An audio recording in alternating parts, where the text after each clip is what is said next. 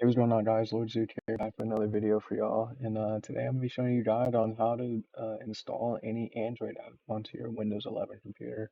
So to start off, you want to make sure you're on the most updated version of Windows 11, and you also need to make sure that your main drive is an SSD drive.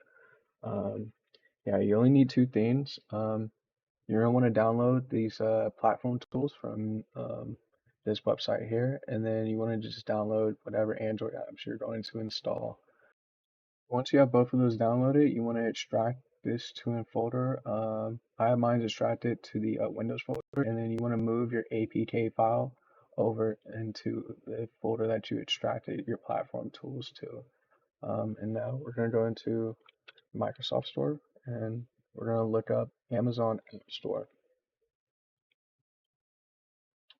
You want to download Amazon App Store, and what this is going to do is going to install the Android system onto your Windows. So while that's finished installing, we're going to search turn Windows features on and off, and then you want to scroll down and you want to make sure you've turned on the virtual machine platform. Once you press OK, it might ask you to restart. Just restart your computer, and then just wait for the Amazon App Store to launch. So usually the way this would work is this allows you to install Android apps through the Amazon App Store, but I'm going to show you guys how to install whatever app you want. So once you download your APK file, you want to open up Command Prompt and you want to run it as an administrator. And then you want to type in CD, and then you want to copy the path. You want to copy the path wherever you extracted your platform tools to. After you've done that, you want to type in ADB connect, and then you want to search up Windows subsystem for Android. Once this opens, you want to go to advanced settings, and then you want to turn developer mode on.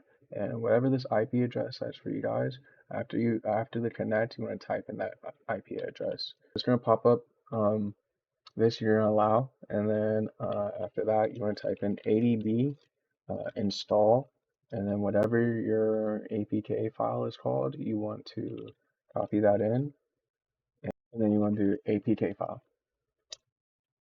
What that's going to do is it installs the app, and then you're going to be able to search in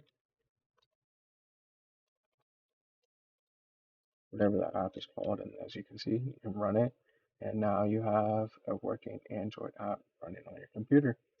That's going to do it for me, guys. If you have any questions, just let me know down in the comments. I'll put all the links that you guys need in the description, including the guide that showed me how to do this. So, yeah, peace.